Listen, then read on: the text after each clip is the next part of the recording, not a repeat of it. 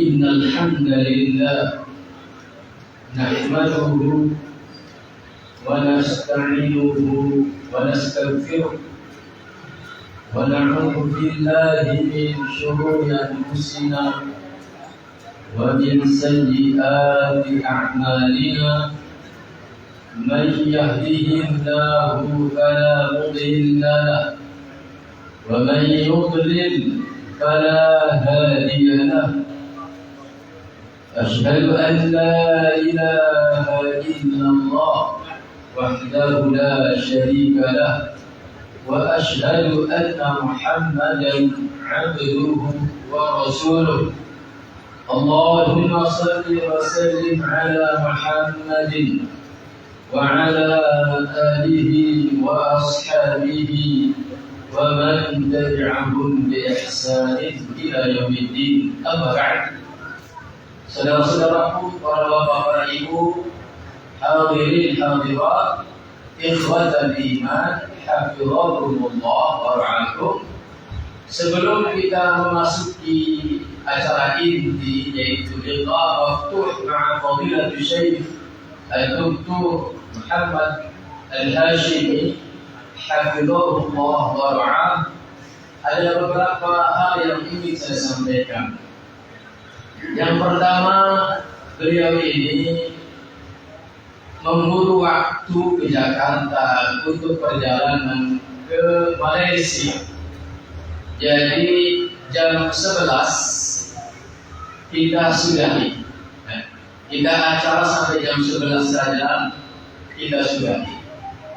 Dan saya harap setelah beliau turun dari mimbar tidak ada yang nyapa beliau. Mohon maaf ya, agar tidak terhalang perjalanan beliau yang memburu waktu. Sebenarnya ini adalah min karamihi wa fadlihi. Beliau mau duduk hari Ahad ini. Sebenarnya hari Ahad itu adalah hari kepulangan, tetapi saya tahan beliau, saya lobby beliau, dan akhirnya ada kompromi sampai jam 11. Jadi nanti setelah selesai nggak ada ramah-ramah ya. Siap? Ya.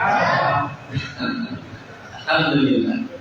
Ana kuntu lihaula anna asy-syaikh fi ajal lazim fi al-hadiyah 'ashar yughadir ila Jakarta ila ba'da ma nazala syekh min al-mimbar la mukalama ma'a syekh. Maghfiratan. Jazakumullah khair. Yang berikutnya nanti ada kalimat sedikit sebagai mukadimah dari Syekh dan langsung disusul dengan soal jawab. Untuk yang kemarin belum punya kesempatan bertanya, maka silakan bertanya. Bisa lewat kertas, bisa langsung nanti kalau panitia disiapkan mic-nya. Kemudian khasatan ila fadilatul Syekh Al-Aziz, nashkuru fadilatakum bi injazi awqatikum mudayyiqah wa قطعتم المسافة البعيدة من المملكة إلى إنراميو مدينة مخفية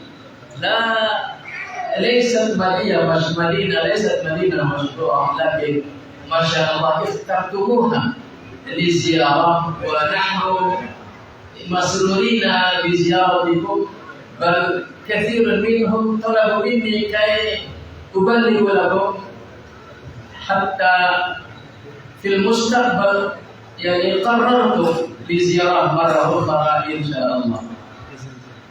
Demikian saudara ikhwan dari iman yang bisa saya sampaikan beberapa hal, terutama jam 11 nanti beliau langsung meluncur di Jakarta. Jadi nanti nggak ada ramah-ramah. Ya, terima kasih. Ila fadilatul Syekh Al-Aziz, falyatafaddal مشكورا مأجورا لإلقاء كلمة قصيرة قبل السؤال والجواب. بسم الله الرحمن الرحيم. إن الحمد لله أحمده وأستعينه وأستغفره وأستهديه ونعوذ بالله من شرور أنفسنا ومن سيئات أعمالنا، من يهده الله فلا مضل له ومن يضلل فلا هادي له، وأشهد أن محمدًا عبده ورسوله بلغ رسالة وأدى الأمانة ونصح الأمة وجاهد في الله حق جهاده، فصلى الله وسلم وبارك عليه وعلى آله وصحبه ومن استنى بسنته واقتفى أثره وسار على هداه إلى يوم الدين. أما بعد، أيها الإخوة الكرام، السلام عليكم ورحمة الله وبركاته. أحسن الله إليكم وجزاكم خير ما يجزي مطيعا على طاعته، ومحبا على محبته، وكريما على حسن ضيافته وكرم وفادته. فقد والله أكرمتمونا بكرم لا نستطيع أن نصف مداه ولا أن نبلغ منتهاه، وجللتمونا بإكليل المحبة الذي لن ننساه ما حيينا، فجزاكم الله خير ما يستطيع اللسان أن يصف، وحيث ما يستطيع البيان أن يصل. فالحمد لله الذي أكرمنا بإخوة كرام وبررة أجلاء مثلكم نحبهم ويحبوننا في الله، فوالله إن المحبة في الله والأخوة في الله لهي رأس المال الذي يسعى إليه كل مؤمن، ولقد وجدناه بحمد الله في أرضكم. فهنيئا لكم هذه المحبة، وهنيئا لكم هذه الوجوه الباسمة النيرة الطاهرة. بارك الله فيكم، وأسأل الله تعالى لا يجعل هذا اللقاء آخر اللقاء بينكم، ولا أن يجعل هذه الزيارة آخر زيارتي إلى دياركم، وأسأل الله تعالى أن يمد في أعمالنا جميعا حتى نلتقي مرارا وأزمنة عديدة، والإسلام بخير، والإسلام والمسلمين بعز وكرامة وسؤدد. ثم في هذا اللقاء الأخير في هذه الزيارة، وأسأل الله تعالى أن لا يكون أخيرا وإن كان آخرا، أريد أن أمهد بين يدي هذه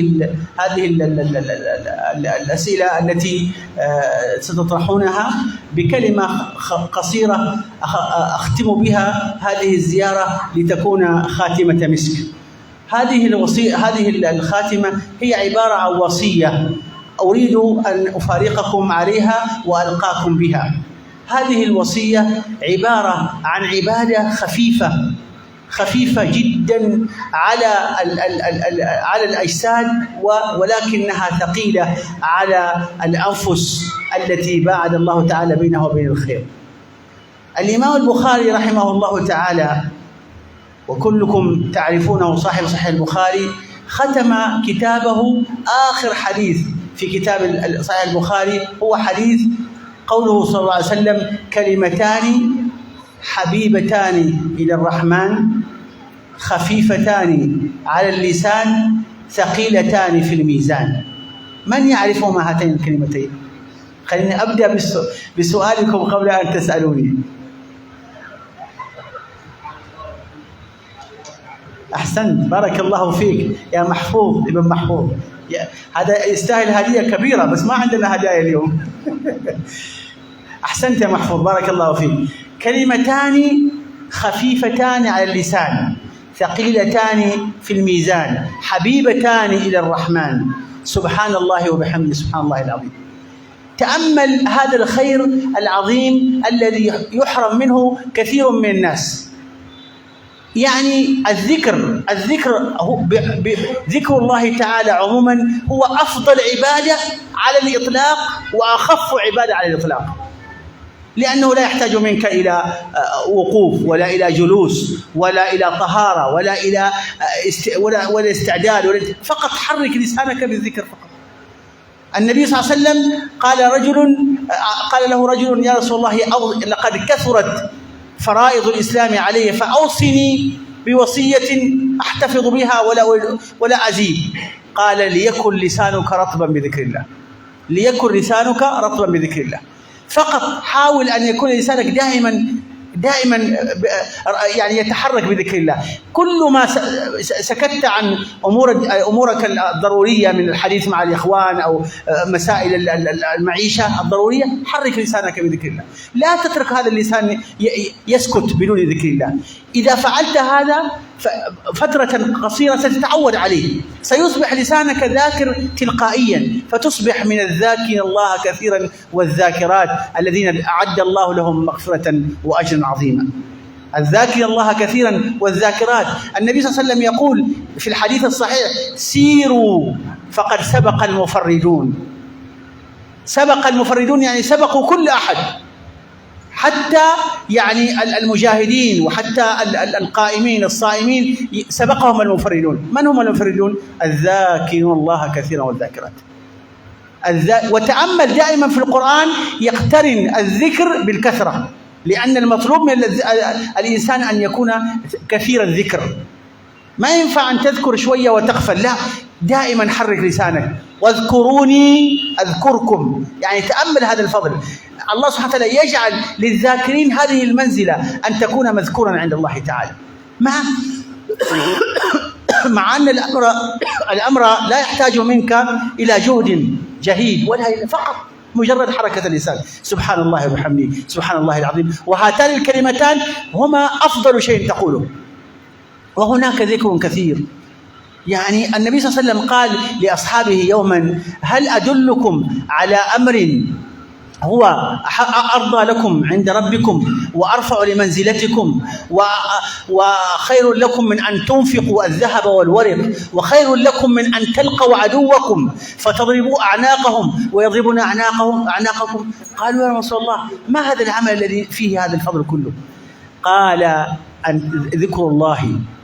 ذكر الله كثيرا فقط. إذن يجب أن نتعلم ذكر الله ونكثر من هذا الذكر بقدر ما نستطيع.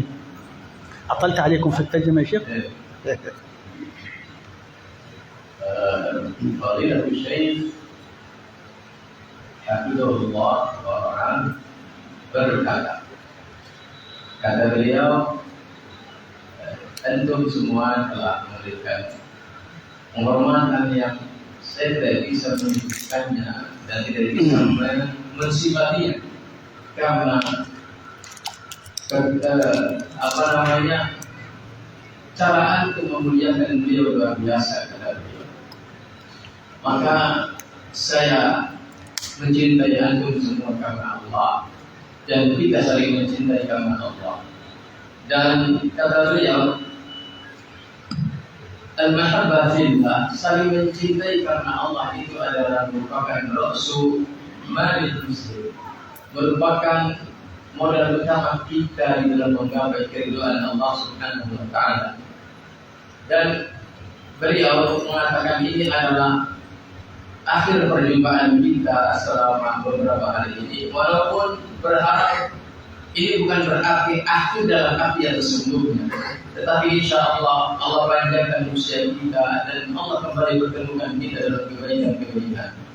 Dan dalam rangka mengisi akhir liqa ini, akhir perjumpaan ini, ada wasiat yang sangat ringan, wasiat yang berupa ibadah khafifah, ibadah yang ringan tetapi tsaqilah, berat di atas jiwa-jiwa kita, tsaqilatun ala anfusina. Dan sebenarnya kalimat ini adalah kalimat yang ringan sebagaimana disebutkan dalam hadis Rasulullah sallallahu alaihi wasallam, kalimatani habibatani ila rahman khafifatani ala lisan thaqilatani fil mizan. Ada dua kalimat yang sangat dicintai oleh Allah dan yang Maha Rahman, dan dua kalimat itu sangat ringan menurut lisan kita. Dan tetapi dua kalimat ini adalah sangat berat di atas timbangan kelak di akhirat nanti. Dan ini adalah ibadah yang sangat mudah kita lakukan, karena ibadah ini tidak perlu berwudu, tidak perlu taharah, tidak perlu persiapan segala macam, sangat ringan. Maka tidak ada alasan bagi kita untuk tidak mengerjakannya, yaitu zikrullah. Dan dua kalimat yang sangat ringan menurut lisan tetapi sangat berat di atas mizan itu adalah kalimat yang sudah antum dengar, yaitu, dan ini terdapat di dalam akhir hadis Sahih Bukhari, ya, yaitu kalimat Subhanallah wa bihamdi Subhanallahil azim. Ikhwatal iman, hadani Allah wa iyyakum. Saking mulianya zikrullah, dan ini adalah ibadah yang paling mulia secara mutlak, secara umum. Zikir kepada Allah Subhanahu wa taala secara umum adalah ibadah yang paling mulia secara mutlak.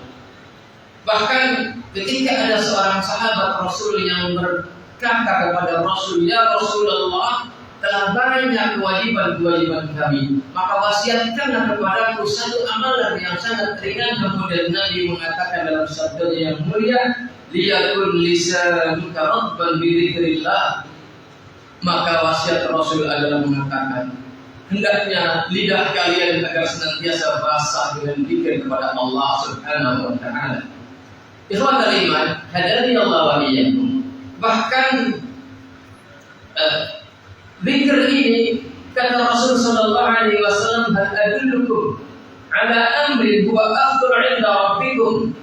Maukah kalian aku tunjukkan satu amalan yang lebih afdal di sisi Rabb kalian, dan dia lebih afdal ketimbang kalian menginfakkan dengan harta kalian, dan bahkan itu lebih baik daripada kalian bertemu dengan musuh-musuh kalian, kalian menghuruskan pedang kalian, menebas leher mereka, dan mereka menghuruskan pedang mereka untuk menebas leher kalian.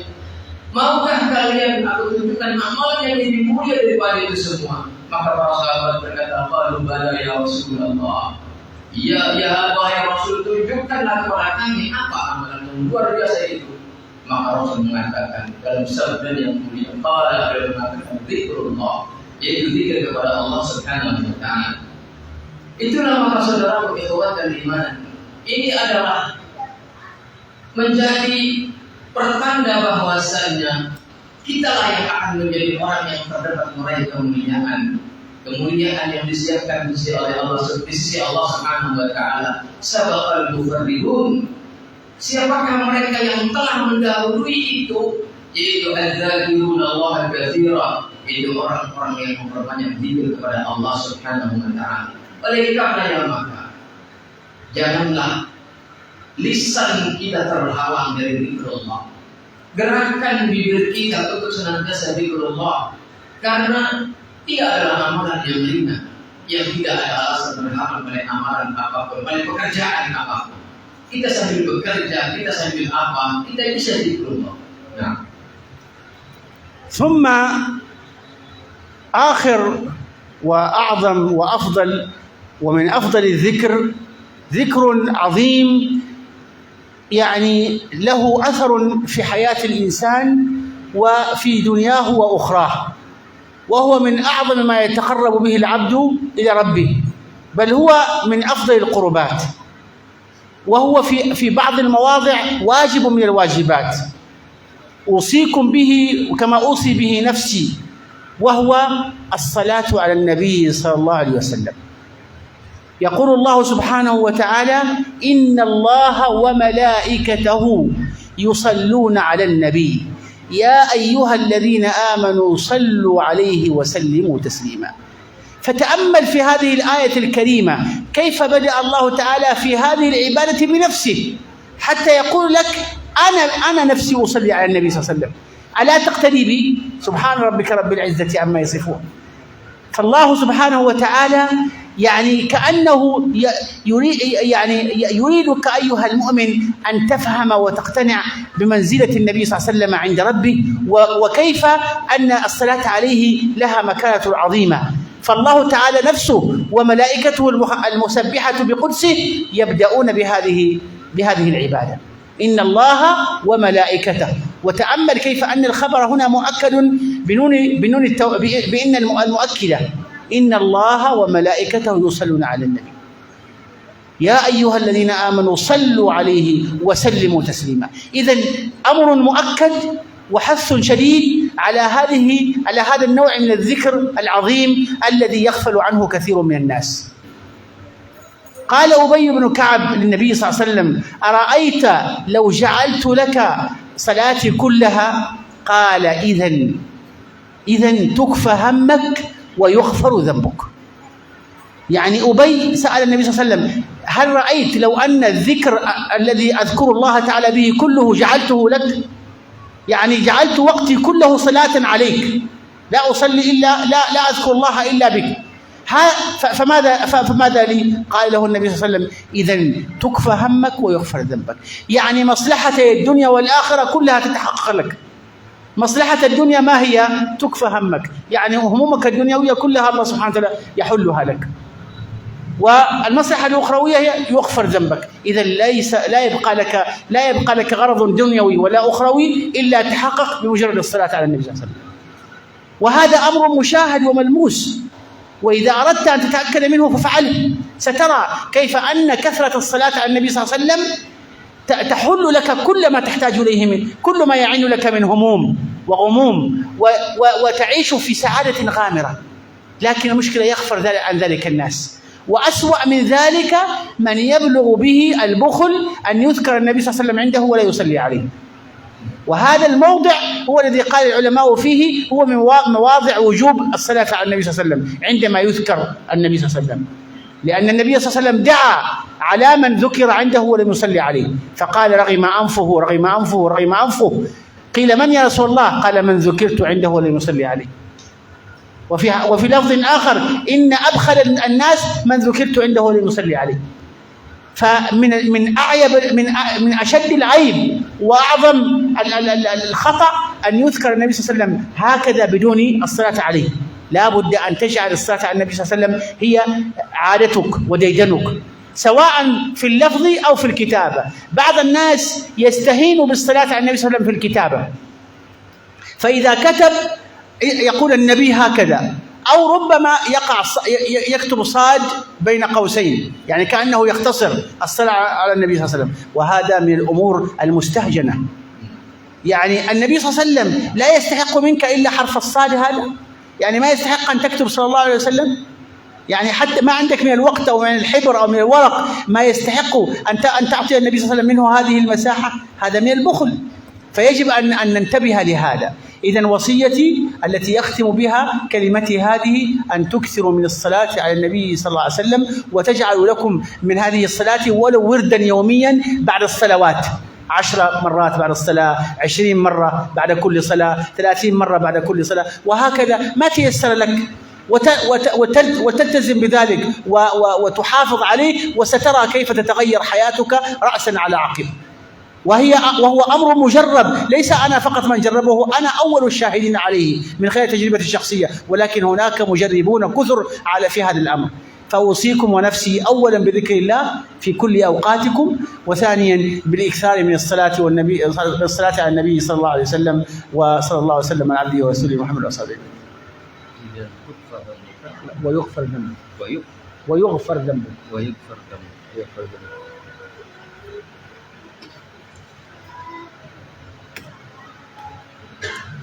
Wasiat yang terakhir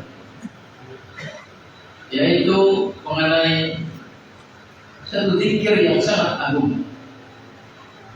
Wa min a'zami dzikr, dan di antara yang termasuk paling agungnya zikir, dan dia memiliki dampak yang positif untuk dunia dan akhirat kita, dan bahkan dia adalah zikir yang dengannya seorang hamba bertakarrub kepada Allah dengan seutama-utama takarrub.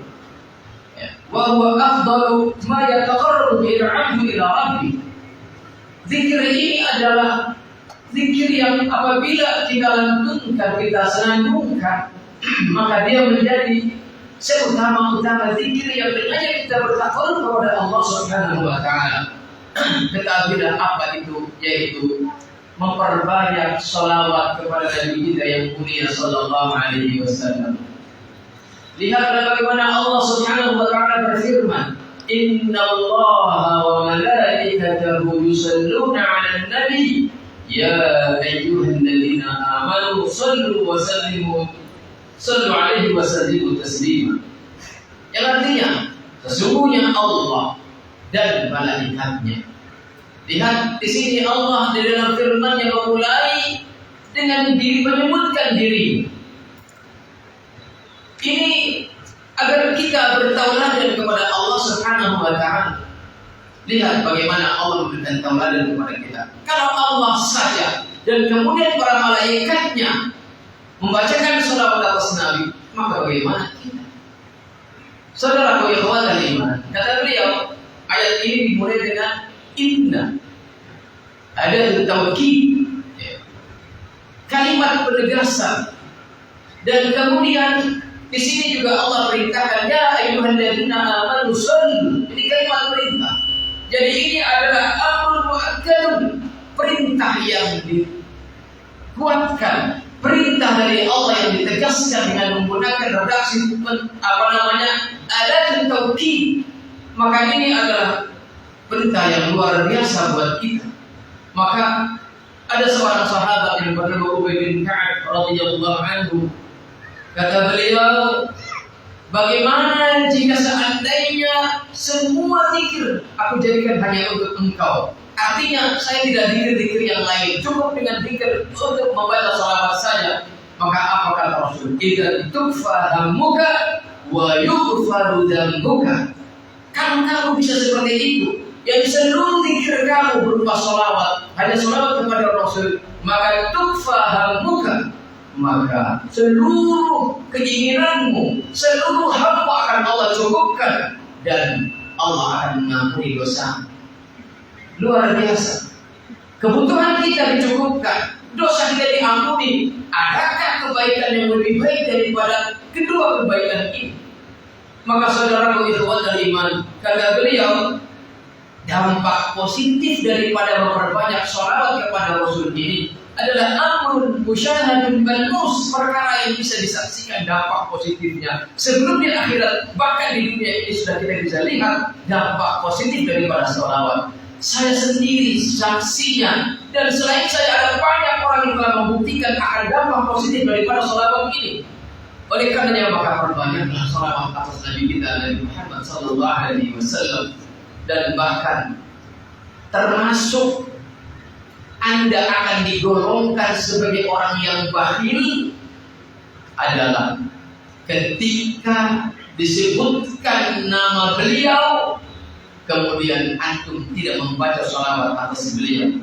Bahkan Rasul mendoakan keburukan bagi orang yang ketika mendengar nama Rasul disebut kemudian kita tidak membacakan sholawat.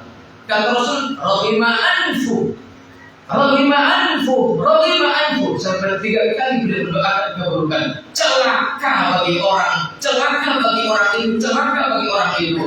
Maka para sahabat berkata, siapakah itu wahai Rasul sallallahu alaihi wasallam? Rasul mengatakan, yaitu orang yang mendukir keindahu, orang yang disebutkan namaku, walam yusalli alaiya, dan kemudian dia tidak membacakan selawat atas. Maka kata beliau, saudara ikhwan dan iman, janganlah kita pelit, janganlah kita bakhil. Maka setiap kali disebutkan nama Rasul, baik itu fil lafzi atau fil kitab, baik itu dalam bentuk ucapan maupun dalam bentuk tulisan, maka bacakanlah salawat atas beliau. Jangan sampai seperti yang dilakukan oleh banyak orang ketika menulis nama Nabi Muhammad kemudian hanya disingkat dengan sad di dalam kurungnya, atau kalau di kita hanya disingkat dengan SAW. Ini adalah merupakan kebangkitan. Seolah kata beliau, apa hanya itu hak Rasul? Hanya sad doang. Apakah hak Rasul sallallahu alaihi wasallam di sisimu hanya engkau berikan berupa huruf sad belakang? Kalau di kita SAW, maka ini adalah sebuah kebangkitan yang luar biasa. Demikian yang beliau sampaikan sebagai penutup dari syafaidah Allah beliau, dan kita sampaikan kepada beliau syukran lahum wa jazakumullahu ahsanal jazaa wa a'dhamah wa baraka fikum wa fi ulumikum wa fi majhudikum wa fi ahlikum wa fi safarikum hafizakumullah wa ra'akum wa ja'ala hadha liqa mubarakan, dan semoga Allah memberikan keberkahan buat kita semua. Amin. Dan ikhwan iman kita bersyukur kita juga punya Habib. Orang sebelah bangga punya Habib. Kita punya Habib. Wa min dzurriyyatir Rasul sallallahu alaihi wasallam. Dan beliau datang dengan ilmu yang lurus, dengan ilmu yang apa namanya ala sunnah. Baik nafas seperti itu.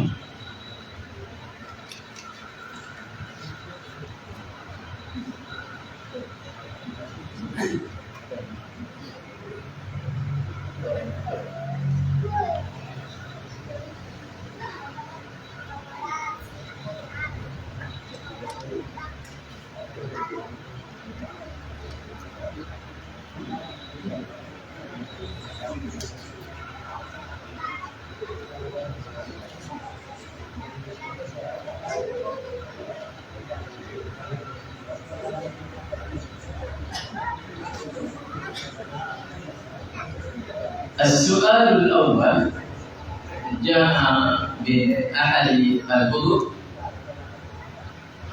وهو يسأل عن ما حكم إذا كان الرجل كطبيب وهو ذكر يتولى طب الولادة. Jadi ada pertanyaan, bagaimana hukumnya seorang lelaki jadi dokter kandungan? Dokter lelaki memilih profesi dokter kandungan. هذه الوظيفة يعني كمرحلة خاصية، يعني سابقا هو طبيب عام ثم يريد أن يرتقي إلى مرتبة الخاصية، طبيب خاص وهو رجل. هل يجوز له أن يفضل هذه الوظيفة يعني طب الولادة مع أن هذا أمر يتعلق بعورات النساء؟ بسم الله الرحمن الرحيم. الأصل في الإسلام أن لا تنكشف عورة المرأة إلا على زوجها أو في حالة الضرورة على امرأة مثلها. أما انكشافها على غير هذين فلا يجوز إلا في الضرورة القصوى التي لا مندوحة عنها. يعني ما دام المرأة تستطيع أن تعالجها امرأة مثلها ويوجد من النساء من يتولى هذا التخصص فإنه لا يحل للرجل أن يتولاه ولا أن يباشر توليد المرأة ولا كشف عورتها. لا يجوز له ذلك إلا إذا تعذر أن تقوم بذلك امرأة. فهذا الرجل الأصل أن هذه المهنة هي للنساء.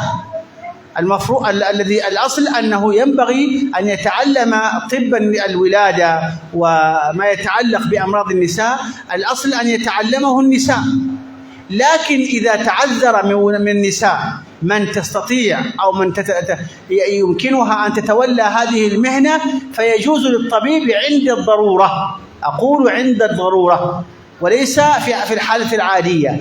عند الضرورة يجوز له أن يتولى هذه المهنة وبالتالي له أن يتعلمها إذا كان مضطرا إلى توليها. يعني هو مثلا في بلد لا يوجد فيه نساء يتولين أمراض النساء وليس هناك أحد يمكن أن يتأهل لهذا التخصص إلا هو، ففي هذه الحالة يجوز له اضطرارا أن يتعلم هذه المهنة حتى يسد بها حاجة المسلمين للاضطرار.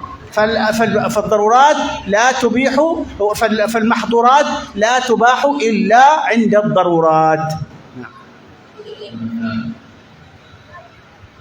بالنسبة هذه الوظيفة يعني هناك ملاحظة، يعني هذه المهنة إذا تولاها المرأة فهناك حالات تدعو المرء مثلا في كونه لابد أن يلتزم في الليل، وكذلك في حالة أخرى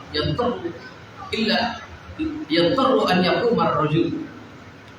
إذن هو نفس السؤال الذي أرسله لي الأستاذ فرحان، هذا يقول أنه جراح. جراح يا أستاذ فرحان، هو نفس السؤال؟ أيوة، هو جراح. الجراحة نعم لها وجه، المرأة ممكن ما تتحمل ممارسة الجراحة لكونها ضعيفة القلب، يعني ما تتحمل منظر الدم أو نحو ذلك. هذه أيضا من الأسباب التي تجعل المسألة ضرورية، لأن النساء بعضهن لا يرثن إلا بالعملية الجراحية التي تسمى بالقيصرية، وهذه النساء لا يستطيعن أو لا يتقنها. في هذه الحالة نعم يجوز له أن يتولى، لأن هذا داخل تحت باب الاضطرار أيضا. نعم. Kepada penanya, mungkin antum secara umum sudah bisa menangkap jawaban beliau bahwasannya secara asal aurat wanita itu tidak boleh tersingkap di hadapan orang lain kecuali kepada suami. Ya. Maka profesi dokter kandungan ini maka secara asal adalah hendaknya dipegang oleh para wanita, ya, agar terhindar dari hal-hal yang terlarang tadi. Tetapi apabila kemudian di suatu daerah ternyata kemudian tingkat daruratnya menghendaki seorang lelaki untuk mempelajari profesi ini, maka kata beliau al-mahdhurat la tubahu illa bil darurah, bahwa perkara-perkara yang secara asal terlarang itu tidak kemudian berubah menjadi boleh kecuali apabila ada darurat. Maka darurat ini yang menjadi alasan. Ya, tingkat darurat ini darurat. Nah, kata beliau darurat itu ada kadarnya. Maka secara asal hendaknya profesi dokter kandungan itu adalah hendaknya dipegang oleh para wanita. Tetapi kalau kemudian bahwasanya ada beberapa profesi yang kemudian para wanita la tahammal, tidak bisa menampung keadaan-keadaan tertentu seperti tidak kuat melihat darah atau segala macam, tidak yang hal-hal semacam itu, maka ini juga masuk kepada wilayah darurat. Nah, kemudian as-su'al tsani, kaifa idza huwa fi amaliyati al-ilaj wa akhar as-salat وهو رجل ولم يأتي إلى المسجد وإنما يأتي بعدما انتهى من التجريح والعلاج، هل هذا يصح له؟ نعم لا بأس في هذا. هذه أيضا حالة اضطرار، في حال يعذر عن ترك الجماعة، يعني الجمعة والجماعات يعذر عنها أصحاب الأعذار الطارئة، مثل هذا الطبيب الذي بين يديه مريض لا يستطيع أن يتركه وقت الصلاة، فهذا يباح له أن يتخلف عن الجماعة حتى يؤدي المهمة التي بين يديه ثم يصلي. هذا شيء معروف وثابت لا إشكال فيه أبدا. نعم. Kata beliau, jika profesi seorang dokter, apalagi beliau adalah seorang dokter bedah yang membutuhkan waktu yang terkadang di luar dugaan, apabila tersebab beliau sedang melakukan praktek bedah, kemudian waktu sholat datang yang tadinya sudah ditargetkan sholat pas waktu sholat datang sudah selesai ternyata molor, maka itu adalah merupakan udzur yang membolehkan dia untuk tidak berjamaah atau bahkan tidak berjum'ah. Ya. Udzur baginya minal jamaah wal jum'ah. Nah, yu'dzar an jum'ah. Yu'dzar an jum'ah kadalik. Ada itu udzur bagi beliau untuk dibolehkannya beliau tidak berjamaah dan tidak berjum'ah tadi. Demikian Allah alam bisawab. Kemudian soal tsani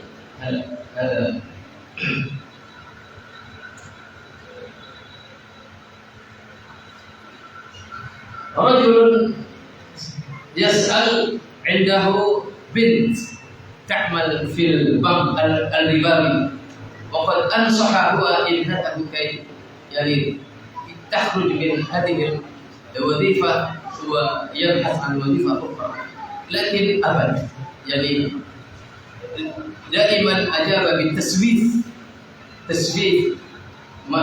وماذا تنصحكم لهذا الأب وابنته؟ عليه أن يستمر بالدعوة والدعاء.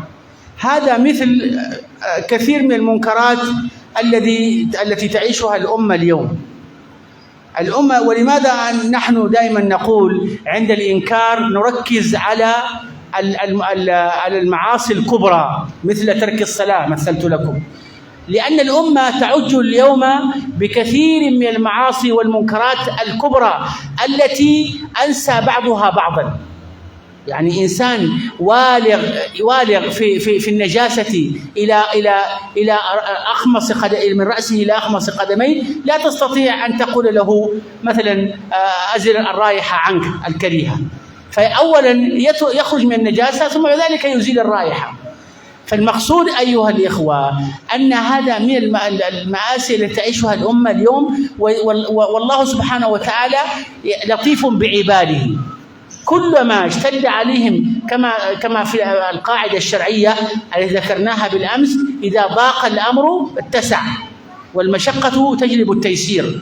فمثل هذا الرجل الذي ابتلي بهذا الابتلاء عليه أن يستمر لا ينقطع، كما قلنا أيضا بالأمس في مسألة الأمر بالمعروف والنهي عن المنكر، قلنا على الإنسان أن لا ييأس في أداء هذه الشعيرة، ينبه ويذكر ولا يسكت أبدا.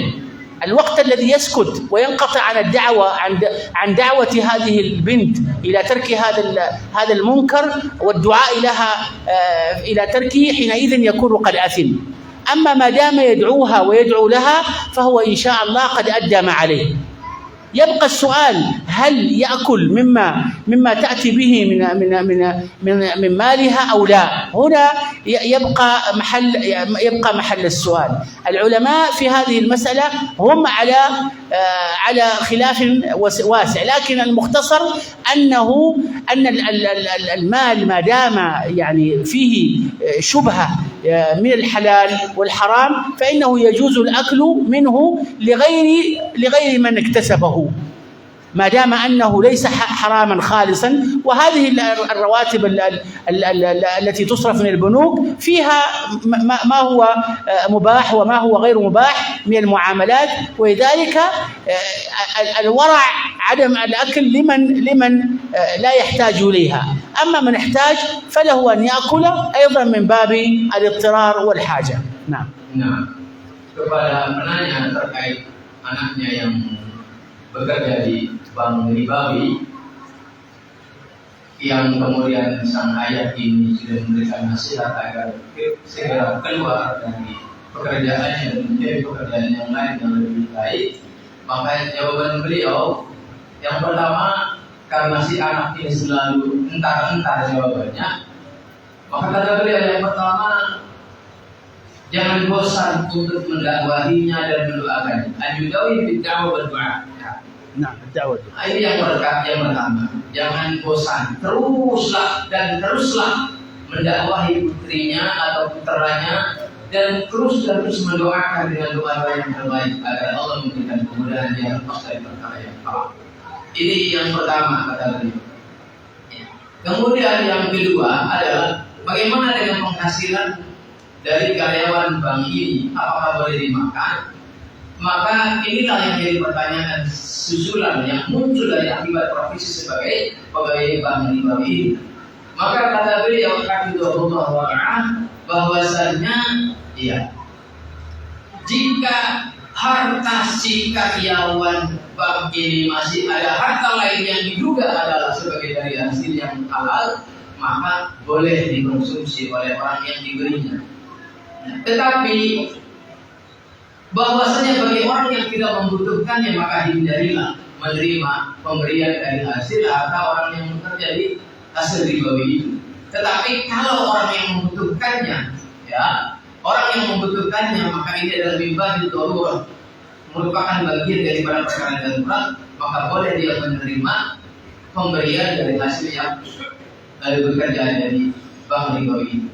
Demikian. Allah Alhamdulillah. Soal kecil.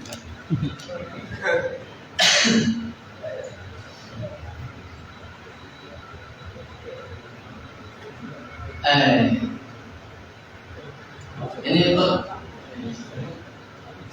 قضية التحريم بالتشابه. أيوة أيوة ما أصل. نعم. هذا من السنة أن يحرك المصلي سبابته اليمنى في اليد اليمنى. وورد أيضا من الصيغ أنه يلقم أصابعه إلى ركبته، يعني يضعها في داخل ركبته ويحرك السبابة اليمنى، وإذا وصل عند التشهد رفعها: أشهد أن لا إله إلا الله وأشهد أن محمدا عبده ورسوله، ثم يحركها بعد ذلك. هذا ورد في السنة. نعم. إذا وصل إلى التشهد يرفعها. نعم. Jadi termasuk dari sunnah Rasul adalah bahwasanya saat tasyahud itu adalah menggerakkan telunjuk, ya, digerakkan, dan apabila sampai kepada tasyahud asyhadu an la ilaha illallah itu diangkat, rafa'ah, diangkat telunjuknya. Kemudian selanjutnya digerakkan lagi. Ini adalah dengan sunnah kata beliau. Itu cara tahrikul isba' di dalam tasyahud. Cara menggerakkan telunjuk ketika tasyahud. شو مسألة النساء ممكن لهم هناك عاداتهم؟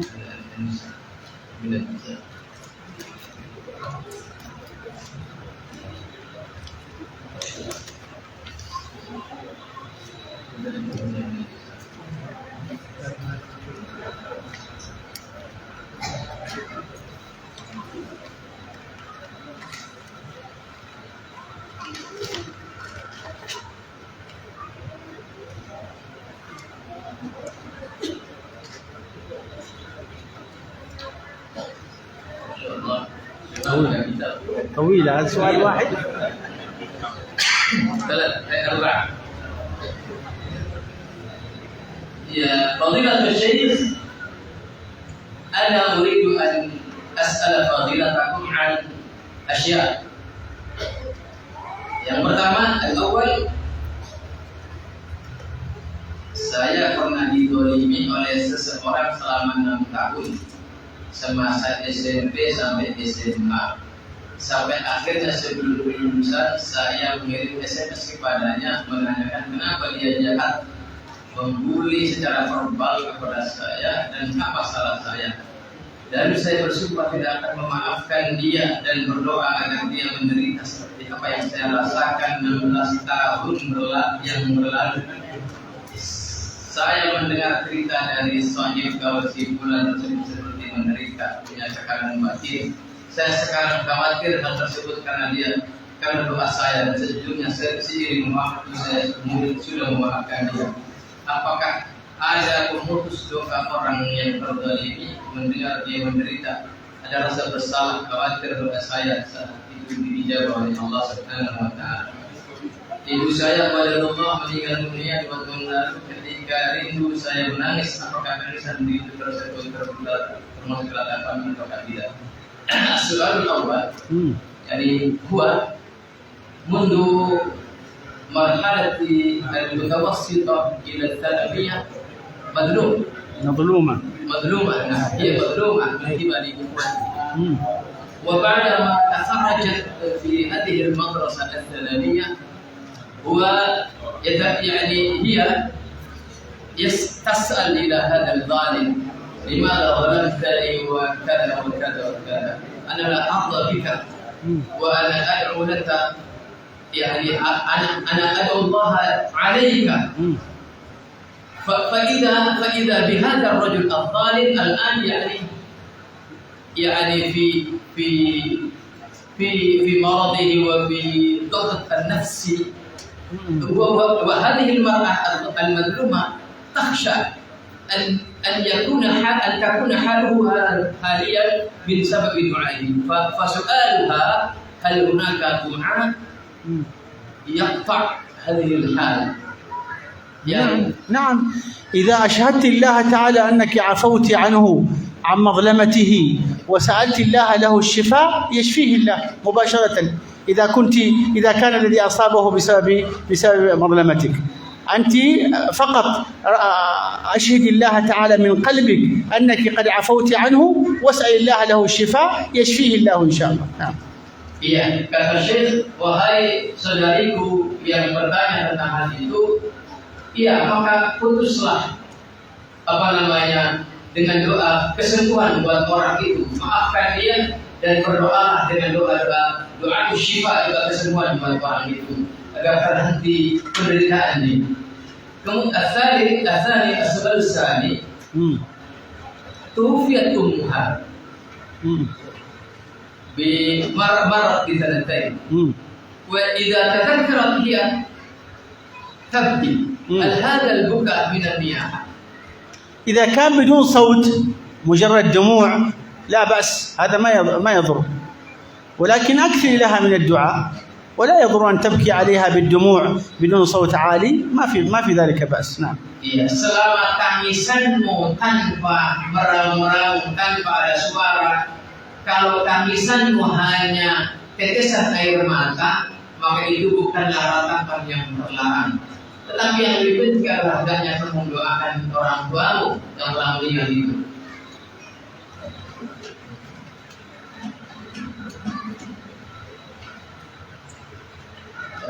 السؤال الثالث أنا سمعت بأن رؤى المنامية ففي هذه الرؤى المنامية يتلقى الأرواح سواء مات أو ما زال في الحياة، فهل يجوز لها أن تدعو الله حتى يلتقي مع أبويه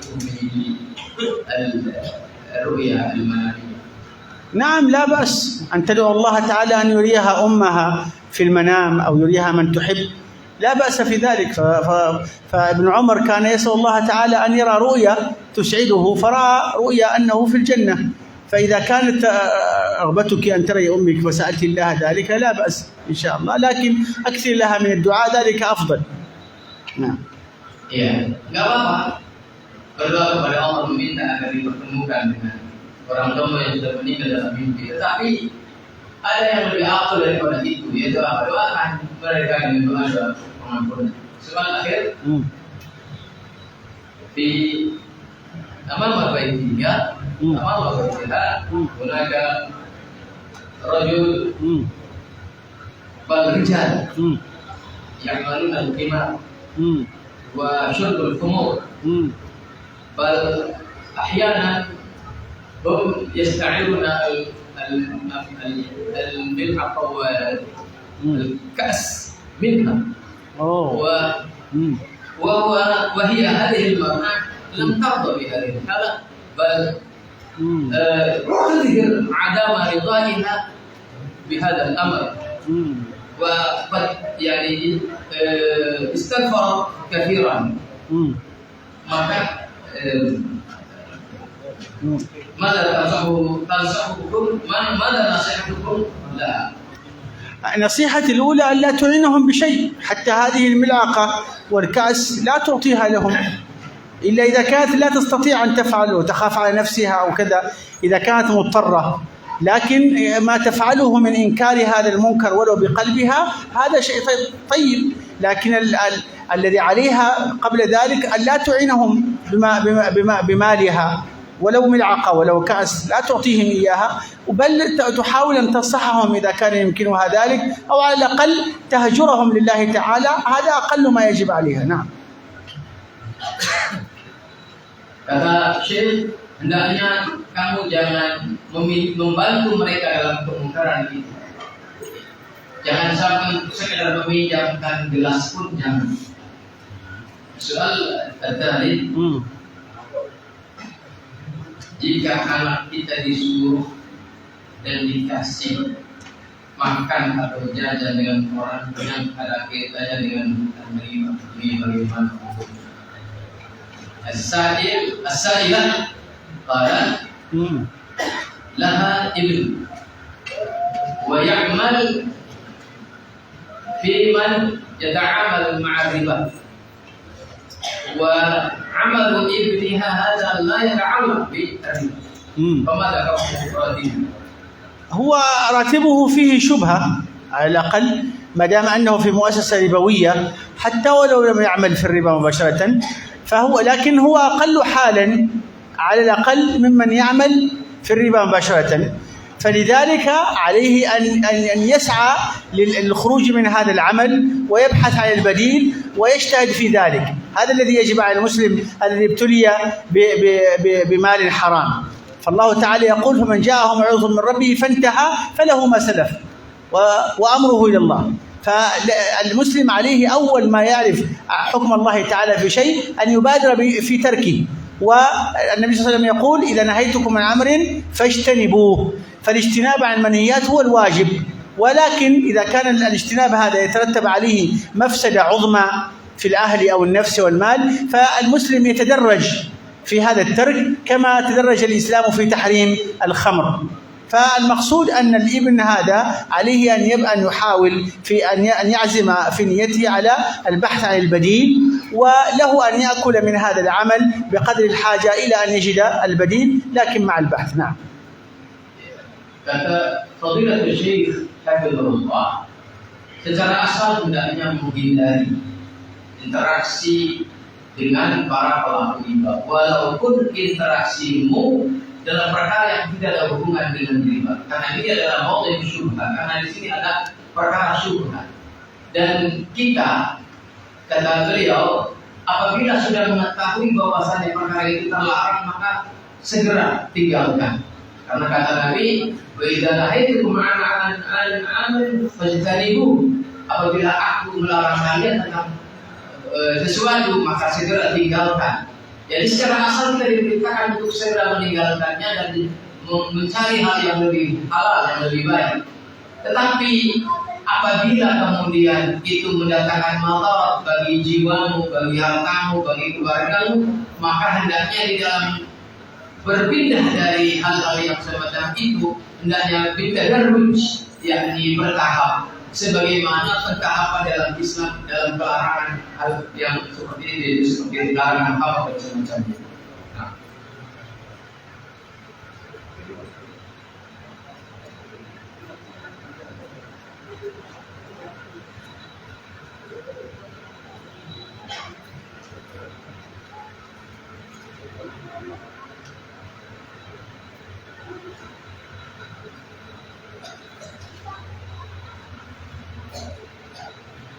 Rajulun yas'al, as-sa'il yas'al.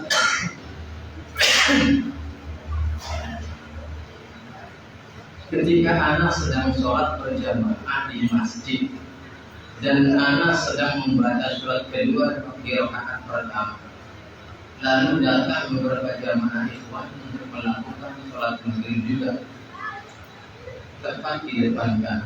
Ini dari akhwat ya. Dan dijaharkan mereka datang ke dalam masjid, yakni al-akhwat yusallina fil masjid jama'at ma'a akhwatiha, wa ba'da ma intahat min qira'atil Fatihah wa hiya ka'imamiyyin taqra' surah, wa fi asna'i qira'atis surah ba'da al-Fatihah ja'a al-ikhwan fi hadha al-masjid, nafs al-masjid, ويصلون أمامهن ويصلون جماعة بالجهر. وكيف لهن هل يتمن صلاتهن مع أخواتهن يعني تهتم بالرجال؟ نعم. لا تتم صلاتها، يعني ما دمنا قد شرعنا في الصلاة وأدينا بعضها ثم دخلت جماعة أخرى من الرجال أو غيرهم، فلا يلزمهن أن يلحقن بالجماعة الجديدة، إنما يكملن صلاتهن على ما هي، بقيت لهن ركعة أو ركعتين أو ثلاثة يكملنها على ما هي بدون أن يدخلن في الجماعة الجديدة. نعم. Jawaban Syekh kepada antumna yang bertanya tentang sholat yang antum lakukan dan kemudian setelah masuk pada rakaat pada surat setelah Fatihah datang jamaah lelaki, kata Syekh, ya maka lanjutkan sholatmu, nggak usah bermakmum kepada lelaki. Itu secara singkat jawabannya.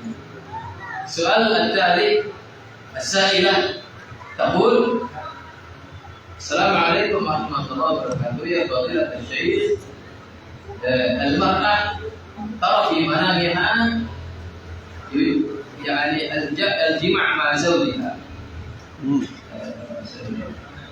هل عليها غسل الجنابة؟ نعم، إذا أنزلت ورأت الماء فعليها الغسل. Ya, kalau dalam mimpi itu sampai kepada tahap keluar mani, ya, apabila terlihat ada keluar sperma maka wajib mandi. Berarti kalau tidak ya maka tidak.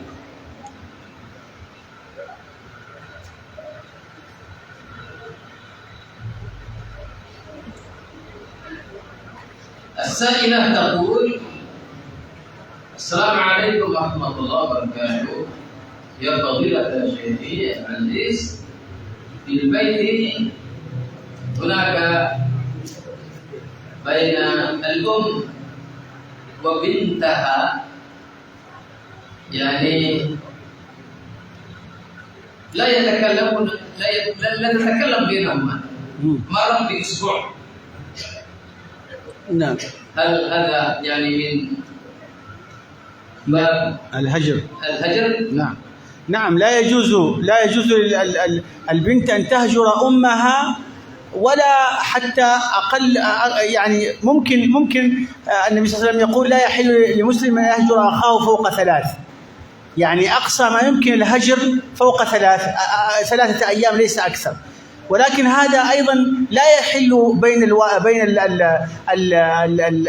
الابن وأحد والديه، بل الوالدين لا يجوز هجرهما أبدا إلا لمصلحة أخروية وليس مصلحة دنيوية. حتى المصلحة الأخروية يكون الهجر بحد ما يتعلق، مثلا كما قال الله تعالى: وإن جاهداك على أن تشرك بما ليس لك به علم فلا تطعهما، ولكن مع ذلك صاحبهما في الدنيا معروفة.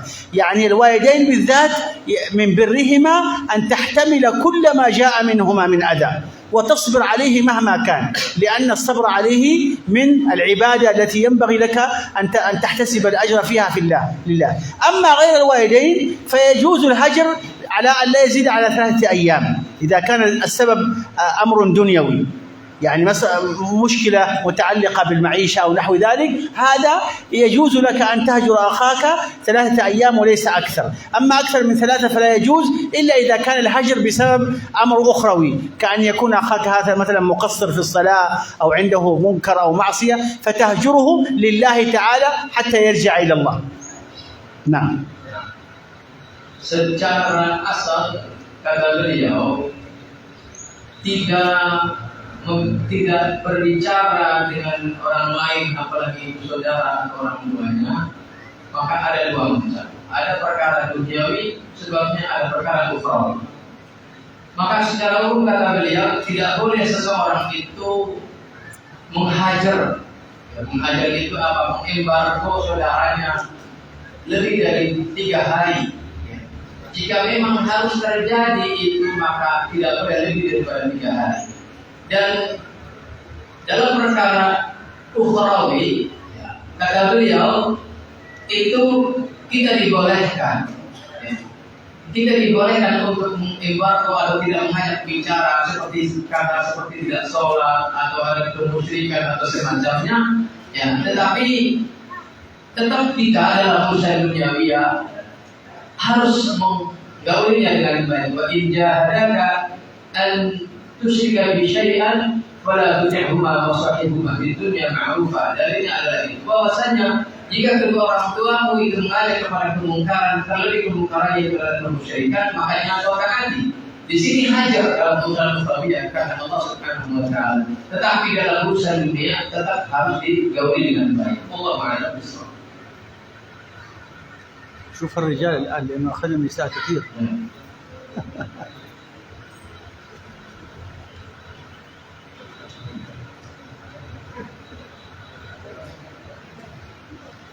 هل يجوز قيام الليل بالجماعة مع الزوجة؟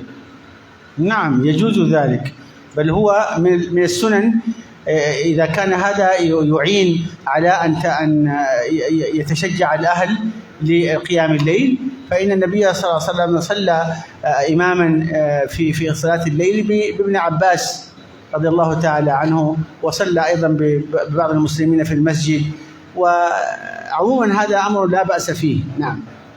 Boleh ya seorang suami berjamaah qiyamul lail dengan istrinya, terlebih ketika itu menjadi penyemangat, ya. Terlebih ketika menjadi saling mendukung untuk qiyamul lail atau tahajud. Ya, karena itu yang pernah dilakukan oleh Rasul juga dengan berjamaah dengan Ibnu Abbas dan peristiwa-peristiwa yang lain. Allah a'lam bishawab.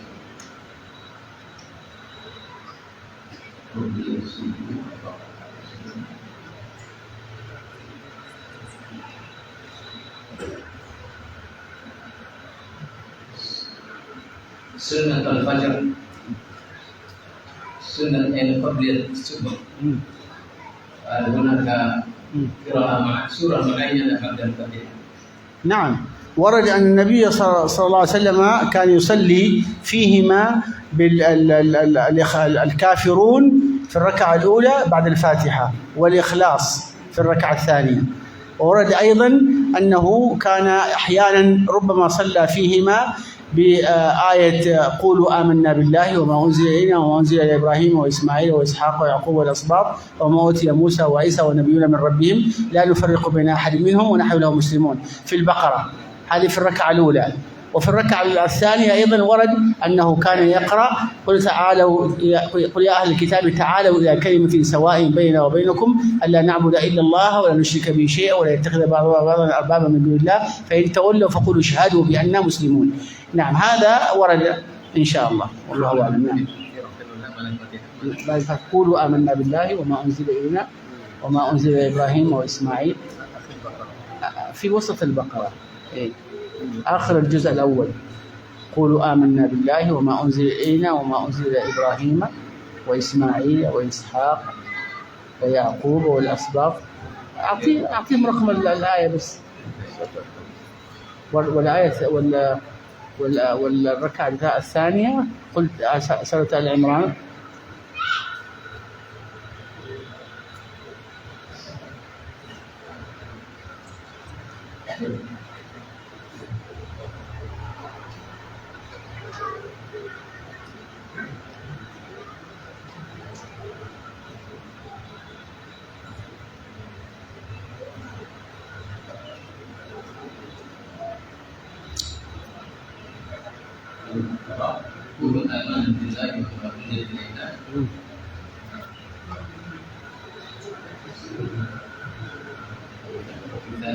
الثانية آل عمران قل يا أهل الكتاب تعالوا إلى كلمة سواء بيننا وبينكم. آل عمران.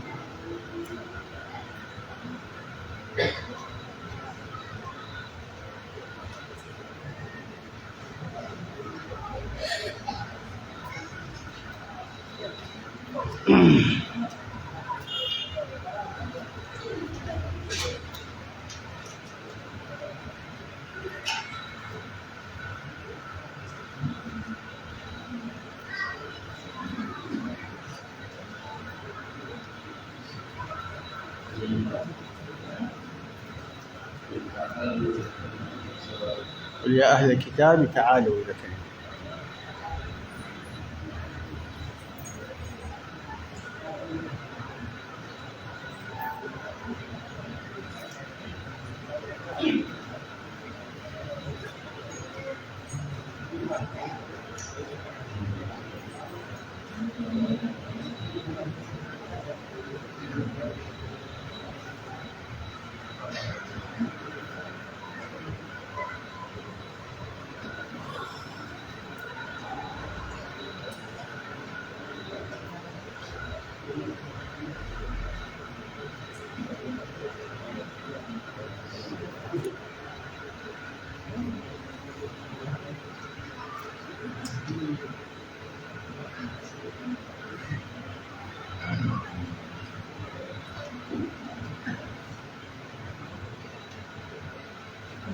يعني في ركعة الأولى بعد الفتح البقرة والإقراء. أيوة نادرا، هذا نادرا، لكن أكثر شيء كان يقرأ الكافرون والإخلاص. الكافرون والإخلاص.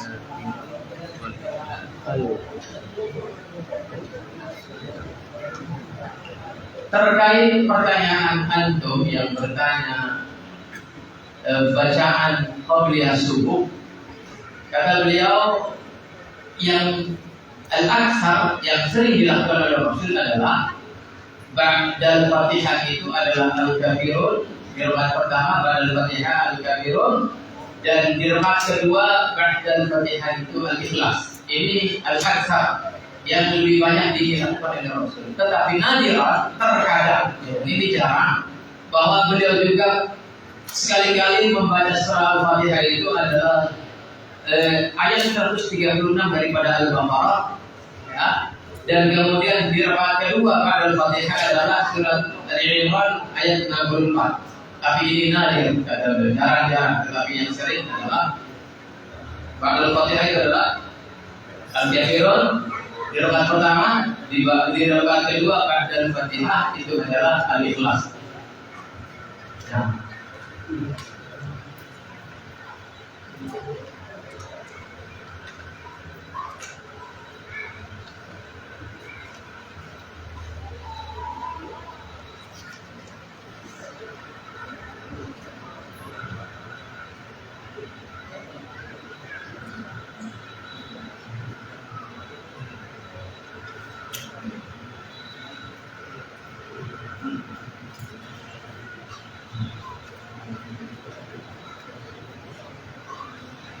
السائل يقول لسبب هناك حديث يأتي بالتمثيل أن من اغتسل 5 مرات في اليوم فيكون أنظر، وكذلك من صلى 5 مرات في اليوم هذا يكفر عن الذنوب.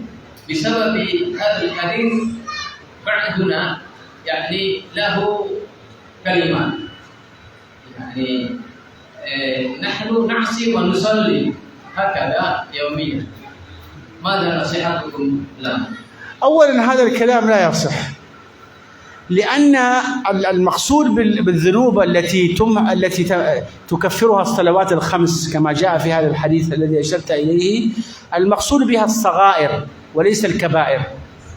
وأما الكبائر فإنها لا تمحى إلا بتوبة خاصة، كبائر الذنوب. وأما صغائر الذنوب كمثلا كلمة يمين كاذبة بدون قصد أو نحو ذلك، أو تأخر عن الصلاة، أو الأمور التي تعتبر من الصغائر، هذه لا بد أن يعملها الإنسان دائما، يقول كلمة، يتأخر في فعل الواجب أو كذا، هذه الصغائر. أما الكبائر كمثلا شرب الخمر، الزنا، أكل الربا أو نحو ذلك من الكبائر، هذه تحتاج إلى كل ذنب منها يحتاج إلى توبة خاصة كما بيناها في محاضرة التوبة. أما المقصودة بهذا الحديث فهي كما قلت لكم الصغائر. وبعدين هناك أمر آخر، كيف يمكن لمن يحافظ على الصلوات الخمسة أن يرتكب الذنوب؟ هذا لا يمكن. لا، إذا رأيت من يرتكب الذنوب فاعلم أنه لا يحافظ على الصلوات، لأن الله تعالى يقول: وأقم الصلاة إن الصلاة تنهى عن الفحشاء والمنكر. الفحشاء والمنكر، الفحشاء الذنوب المتعلقة بالفواحش الكبرى والمنكرات الآثام العظمى، هذه هي الصلاة تنهى عنها تلقائيا، وصاحب الصلاة لا يمكن يقع فيها. هذان ضدان لا يجتمعان، واحد محافظ على الصلوات الخمس ويرتكب الفواحش والمنكرات، لا. ولذلك أنت حافظ على الصلوات الخمس وما يهمك، إذا حافظت عليها في أوقاتها وفي جماعة المسلمين ما يضرك إن شاء الله، ليس هناك ذنب إلا وإما أن تعصم منه وإما أن يغفر لك. نعم. Kata Fadilatul Syekh, orang yang punya prinsip sholat terus, jalan maksiat juga terus, sholat jalan, maksiat jalan, ini prinsip yang salah kata beliau. Yang pertama, hadis tentang bahwasanya sholat 5 waktu itu menghapus dosa, itu adalah dosa-dosa kecil, as-shaghair, ad-dhunub as-shaghair. Adapun dosa-dosa besar itu adalah tidak bisa dihapus dengan sholat lima waktu itu. Tetapi dosa-dosa besar itu adalah penghapusannya adalah dengan taubatan khasah, taubat yang khusus untuk perbuatan dosa besar itu. Dan kata beliau, tidak mungkin berdampingan antara kemaksiatan dan sholat, karena Allah Subhanahu wa Ta'ala telah menetapkan bahwasanya itu sholat atau anil fahsya'i wal munkar, bahwa sholat yang benar itu adalah akan bisa mencegah seseorang dari perbuatan keji dan munkar.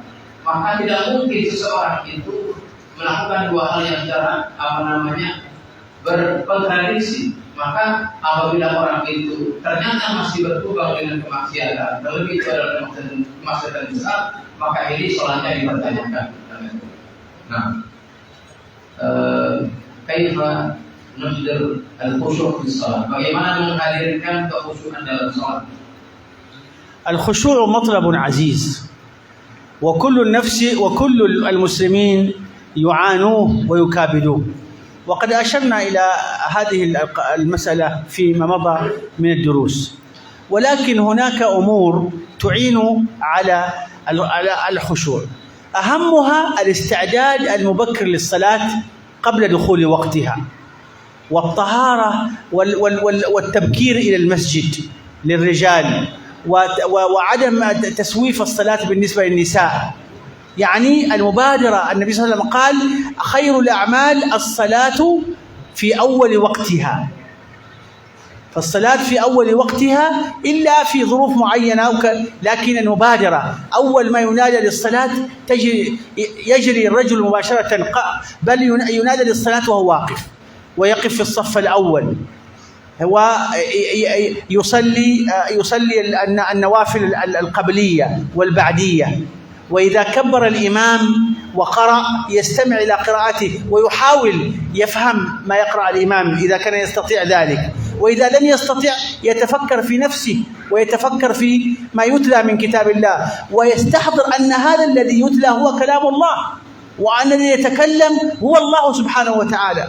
إذا جعلت هذا في قلبك فإن قلبك لا بد أن يحضر. أنت عندما تقف في حضرة ملك من ملوك الدنيا تقف بكل ذلول وخشوع وإنابة، تستمع إلى كلامه وتخشى أن تفوتك مما يقول حرفا، أو وتخاف أن تند منك أو تحصل منك حركة تغضب هذا الملك. فإذا استشعرت ولله المثل الأعلى في وقفتك في الصلاة هذا المعنى نفسه فإنك ستجمع عليك قلبك.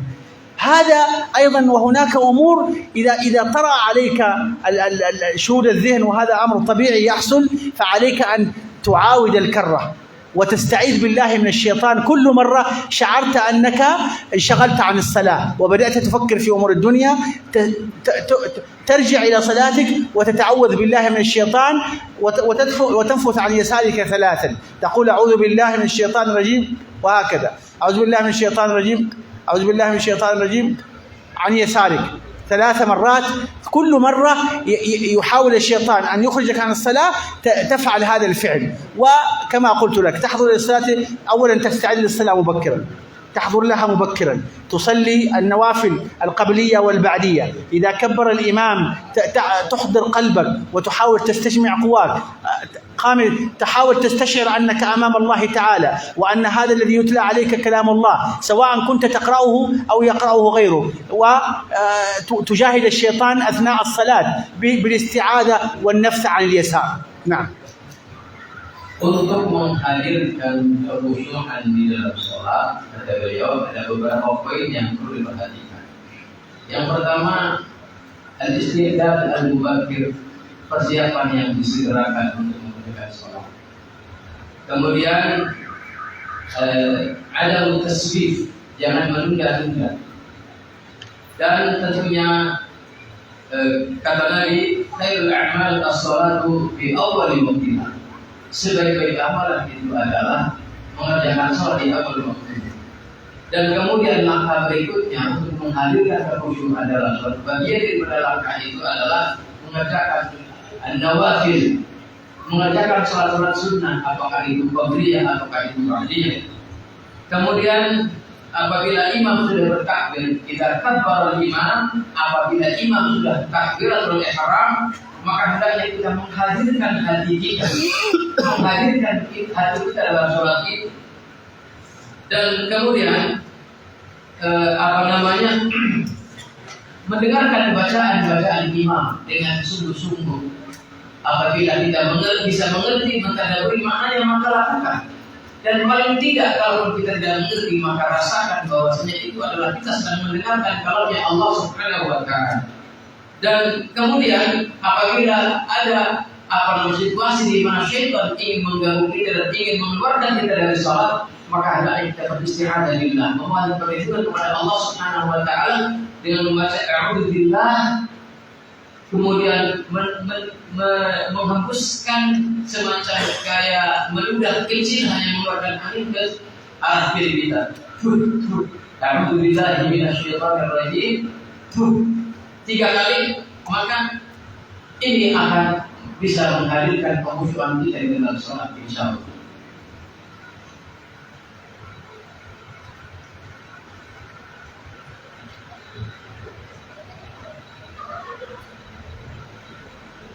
As-sa'il yaqul fi qoulihi ta'ala fas'alu ahla dzikri in kuntum la ta'lamun. Hal al-murad fi hadhihi al-ayat ahlu dzikr huwa yani man yakthir dzikr. لا، العلماء قالوا أن المقصود بهؤلاء الأهل العلم الذاكرين الله كثيرا والذاكرات، وهذا من المواضع التي تدل على قيمة الذكر، لأن الإنسان الذي يكثر من الذكر يوفقه الله فيجعل الحق على لسانه ويسدده. فأنت إذا سألت مثل هؤلاء العلماء الذين يذكرون الله جمعوا بين العلم والتقوى، ولذلك سماهم الله تعالى أهل الذكر وما سماهم أهل علم، لأن العلم الذي يورث العمل هذا هو علم الذاكرين. إنما يخشى الله من عباده العلماء الحقيقيين هم الذين يخشون الله تعالى، لأن علمهم أوصلهم إلى معرفة الله، فعرفوا الله تعالى حق المعرفة فخشوه. مثل هؤلاء هم الذين سماهم الله تعالى أهل الذكر. فالمقصود بأهل الذكر هنا العلماء العاملون، العلماء المتقون الذين جمعوا بين علم الشريعة وعلم والتقوى وتقوى الله تعالى والورع في الدين. نعم. Yang dimaksud ahli dzikr di dalam ayat ini adalah yakni ulama al-amilun, ulama-ulama yang mengamalkan ilmunya. Apa kriterianya? Yaitu ulama yang menggabungkan antara ilmu dan takwa, jama'a bainal ilmi wal taqwa. Maka kesanalah kita bertanya tentang apa-apa yang kita tidak mengerti tentang agama itu. Ya. Jadi yang dimaksud dengan fas'alu ahla dzikri di dalam ayat ini, ahla dzikr maksudnya di sini adalah al-ulama al-amilun, ulama yang mengamalkan ilmunya, dan dia adalah ulama yang jama'a bainal ilmi wa taqwa. Allahu akbar.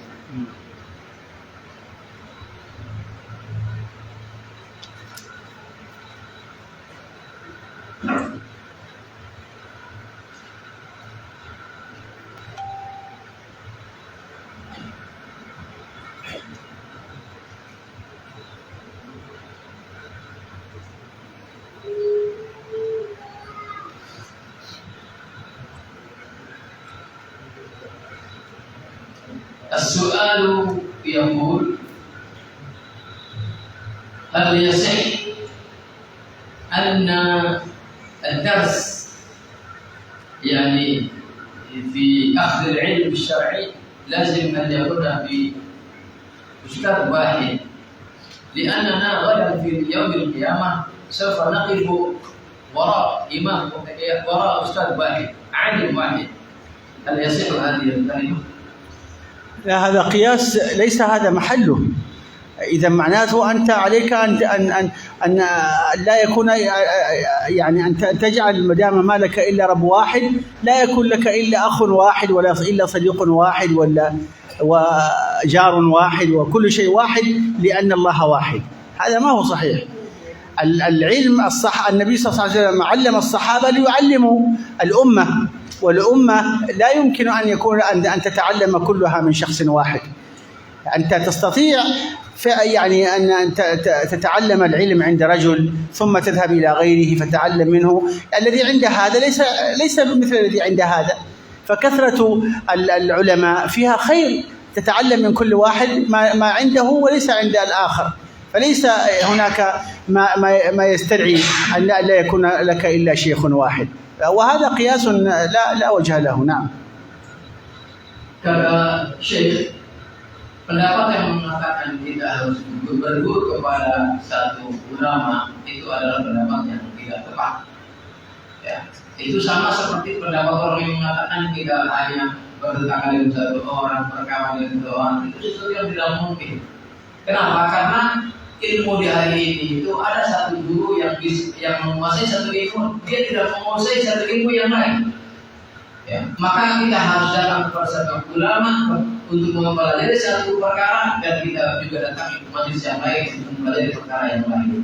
Karena ilmu ini beragam, tidak mungkin kita hanya mengandalkan satu orang yang dia tidak akan menguasai semua ilmu. Demikian, Allah akan bisa. Al-farqu bainal akhlaq wal adab. الأخلاق كلمة أوسع من الأدب، والأدب يقصد به ممارسة يعني في استعمالاته يعني الشرعية، هو يعني يختص بالتعامل مع الناس. وأما الخلق فهو يعني يتناول سجايا النفس وما خلقت عليه وما اكتسبته من الطبائع، لأن كلمة خلق مأخوذة من الخلق، فهي قريبة من الخلق، يعني السجية أو الصفة التي تشبعتها النفس حتى أصبحت فيها طبيعية. يعني يصبح كما قال النبي صلى الله عليه وسلم: لا يزال المرء يصدق ويتحرى الصدق حتى يكتب عند الله صديقا. يعني يصبح الصدق بالنسبة له سجية وطبيعة، حتى لو حاول أن يكذب ما يستطيع، بخلاف الآخر أيضا الذي يكذب ويتحرى الكذب حتى يكتب عند الله كذابا، هذا أيضا يصبح الكذب له سجية. فالخلق عبارة عن سجية، صفات يعني تتربى عليها النفس أو تخلق معها، إما تكون صفات فطرية أو صفات مكتسبة، لكنها لا تسمى أخلاقا إلا إذا تشربتها النفس حتى أصبحت تصدر عنها تصرفاتها بطريقة آلية بدون تكلف. يعني الإنسان الذي تعود الكرم، الذي يصبح الكرم له خلق، تجده ما يملك نفسه، يعني يسخو بكل شيء. والإنسان الذي يعني الحب الخير طبيعته، تجد أنه يعني يحاول كلما رأى إنسان أن يبذل له الخير بدون أن يكون هذا فيه تكلف. هذا هو الخلق. فالخلق كلمة استعملها القرآن واستعملتها السنة للدلالة على أن السجايا الحميدة والصفات الحميدة ينبغي أن تكون صفات راسخة، ينبغي أن تكون صفات راسخة وثابتة في طبيعة المخلوق. وأما الأدب فهو ممارسة قولية أو فعلية، قد هي أقرب إلى إلى الشيء المؤقت الذي هو تمارسه بطريقة مؤقتة، ليست طريقة دائمة.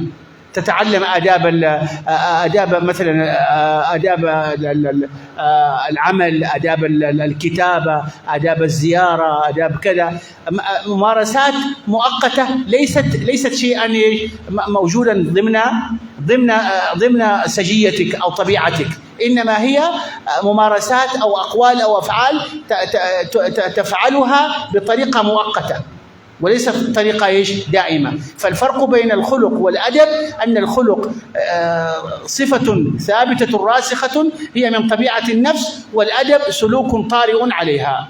نعم.